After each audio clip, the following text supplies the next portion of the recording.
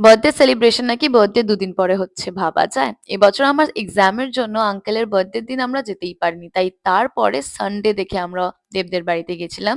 And এটা ছিল আঙ্কেলের বার্থডে গিফট। আমরা আঙ্কেলের জন্য টাইটানের একটা ওয়াচ নিয়ে গেছিলাম। অ্যান্ড দেবদের বাড়িতে যাওয়ার পরেই মা আর বাবাইকে কৃষ্ণাদি চা করে দেয়।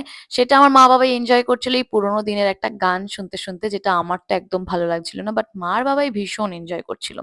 অ্যান্ড এরপরে প্ল্যান হচ্ছিল বাবাই নিচে গিয়ে দেবদের সাথে র‍্যাকেট খেলবে অ্যান্ড মা আর আমি বসে সিরিয়াল দেখব।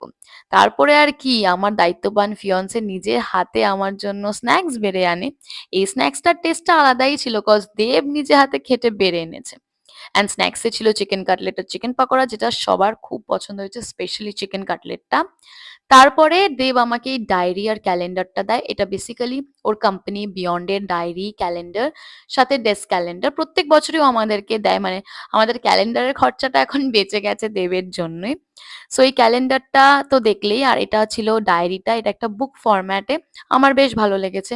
ছোট, ছোট জার্নালিং এর জন্য খুব কাজে আসবে এটা আমার, cause I love to like keep a track on what I am doing every day. So diary আর ক্যালেন্ডার দেখার পরে আমি আর দেব বেরিয়ে পড়ি একটু জেরক্সের দোকানের উদ্দেশ্যে, কজ নেক্সট দিনই ছিল আমার লাস্ট এক্সাম। অ্যান্ড তারপরে কাজ সেরে এসে দেব আমাকে দেখাচ্ছিল ওদের নিচে র‍্যাকেট খেলার সেটআপটা। বেশ ভালো, আমার বাবাই তো এসব ভীষণ এনজয় করছিল। তারপরে উপরে যেতেই আমাদেরকে ডিনার সার্ভ করে দেওয়া হয়, যেখানে ছিল পোলাও, সাথে চিংড়ি মাছের মালাইকারি আর মাটন কষা, সাথে স্যালাডও। তাড়াতাড়ি ডিনার করতে বসে যাই, কজ পরের দিন যেহেতু এক্সাম তাড়াতাড়ি বেরোতে হতো।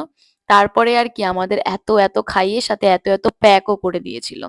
অ্যান্ড দেবের দায়িত্ব ছিল হাজমোলা দেওয়া।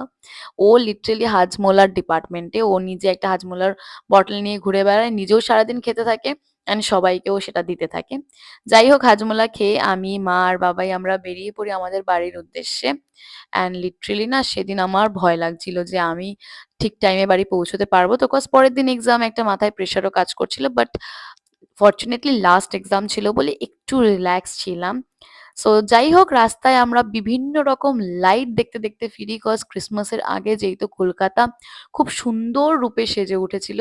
চারিদিকে নীল, সাদা, সবুজ লাইট, ক্রিসমাস ট্রি বানানো, স্যান্টা বানানো। It was a different feeling, like it was a different vibe in Kolkata all together.